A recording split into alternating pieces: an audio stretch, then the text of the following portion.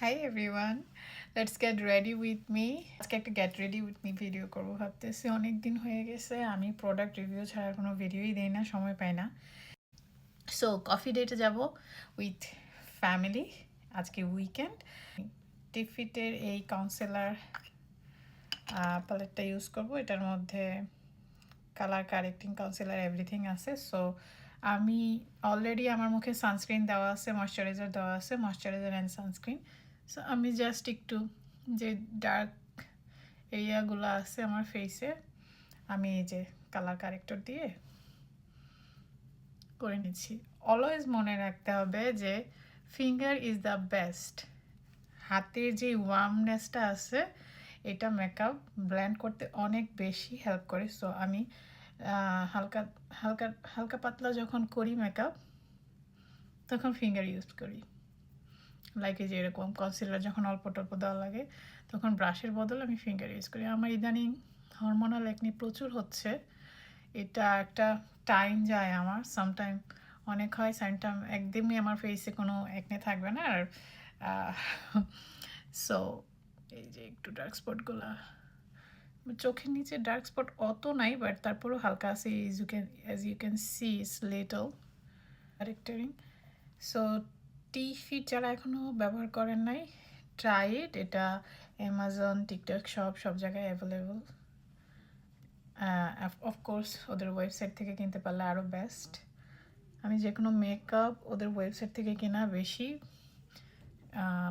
Prefer করি। So এই look এখন মানে আমার ফেসটা একদম পুরো ভালোভাবেই কারেক্টিং হয়ে গেছে, আমার আর কোনো কিছু দেওয়া লাগবে না। এখন আমি জাস্ট ফেস পাউডার দেবো, মানে আমার আর কোনো ফাউন্ডেশন লাগবে না। আমার যে ডার্ক স্পটগুলো ছিল আমি চাইছি সেগুলো একটু কভার করে ফেলি, দ্যাটস ইট। সো অফকোর্স আমি আমার র্যান্ডম ইউজের জন্য আমি ম্যাবলিনের 24 আওয়ার এই ফাউন্ডেশনটা ইউজ করি, super stay 24 hour. So good, you see. যারা আমাকে অনেক দিন যাবৎ ফলো করেন তারা জানেন আমি মোস্ট অফ দ্য টাইম এটা ব্যবহার করি। এটা হচ্ছে আমার যখন ফাউন্ডেশন দিতে ইচ্ছা না করে আমি এই ফেস পাউডারটা ব্যবহার করি।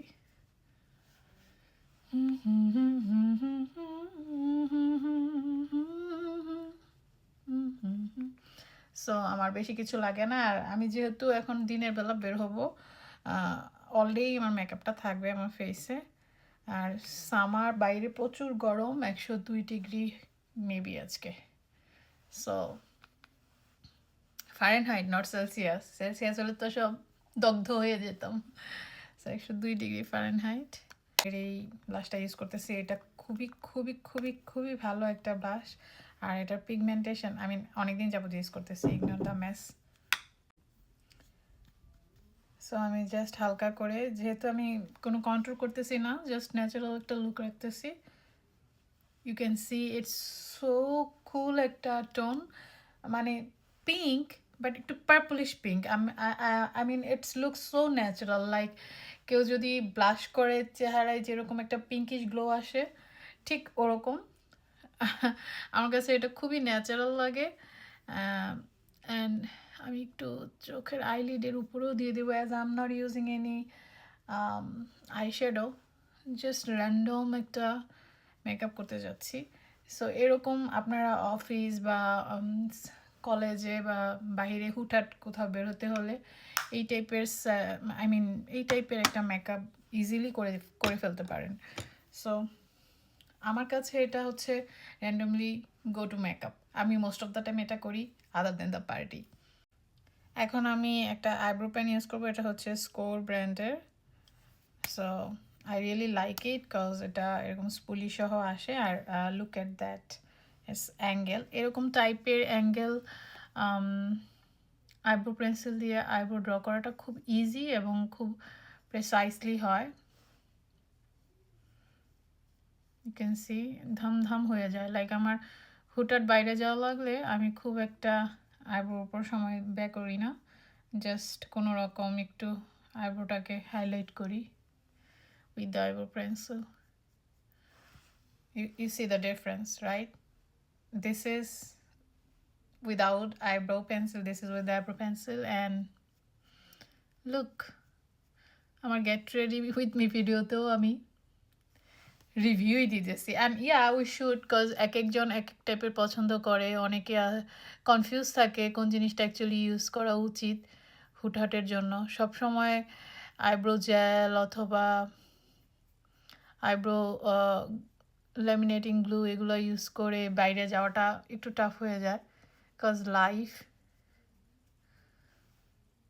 is not gonna go same all time, right? You can see. এই গো আমার আইব্রো হয়ে গেছে। আমি কোনো আইব্রো গ্লু ইউজ করবো না, it's just that I really love this pencil, so cool. এই টাইপের অনেক পেন্সিল পাওয়া যায় অনেক ব্র্যান্ডের, সো যেটা কমফোর্টেবল ফিল করতে পারেন, বাট এরকম অ্যাঙ্গেল আইব্রো পেন্সিলগুলো আমি খুবই খুবই খুবই পছন্দ করি। Now it's time for mascara. আমার মেকআপের মধ্যে অ্যানাদার ফেভারিট পার্ট হচ্ছে mascara after blush. I mean blush and mascara আমার লাগবেই, অন্য কোনো মেকআপ আমি ইউজ করি আর না করি। And this Maybelline body mascara is so good to regular use and it gives me enough volume, trust me. So আমি জাস্ট একটু হালকা কার্ল করে নিব।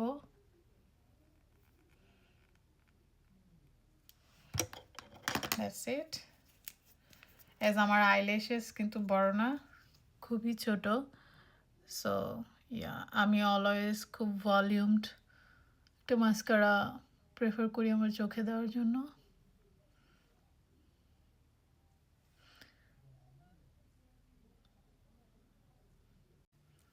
So you can see it gives me enough volume. Like আমার lashes কিন্তু খুবই ছোট এবং খুবই পাতলা, but still I get enough volume to open up my eyes. আমার আইস খুব বড়ও না আবার খুব ছোটও না, মাঝারি সাইজের আইস, so it's good enough to go to. আর এখন আমার লিপটাকে একটু কন্ট্রোল করে নিব অ্যালেগার্লের এই কফি ব্রাউন লিপ লাইনারটা দিয়ে।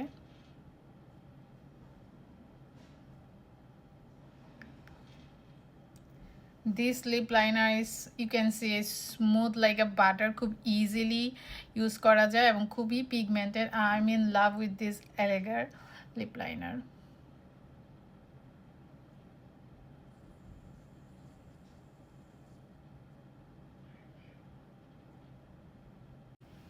And then আমি ম্যাকের লকড কিসের এই লিপস্টিকটা ইউজ করব।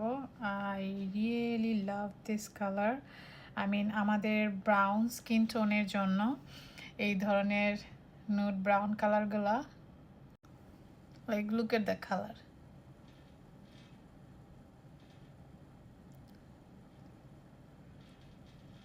ম্যাকের lipstick is my most favorite, I can say.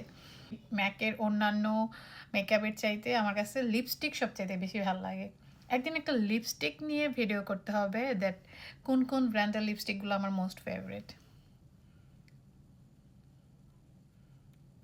ম্যাকের এই লকড কিসটা মানে I have nothing to say. It just, এটা semi matte, it's not a matte but semi matte, but I can go with this all day.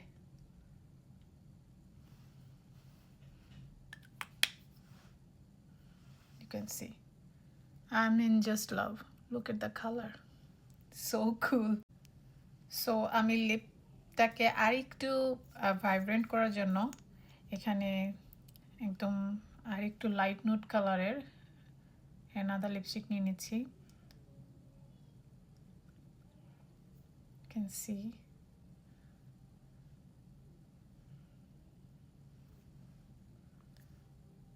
সুন্দর একটা effect দেবে আর কি।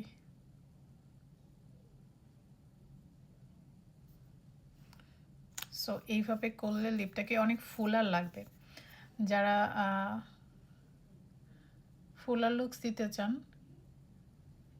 এইভাবে একটু হালকা কালার দিয়ে ব্লেন্ড করে নিলে ইউ ক্যান সি লিপটাকে কিন্তু দেখতে আরও বেশি ফুলার মনে হচ্ছে। সো ব্যাস এই হয়ে গেল আমার get ready with me for the coffee date. And now আমি একটা পারফিউম ইউজ করবো Forever 21 আমি এখন এটা আনপ্যাক করি নাই, আমার আনপ্যাক করা লাগবে। So I really love this Forever 21 এর পারফিউমটা র্যান্ডম ইউজের জন্য, সো গুড। সো এই গো, দেখাবো ইনশাল্লাহ নেক্সট ভিডিও।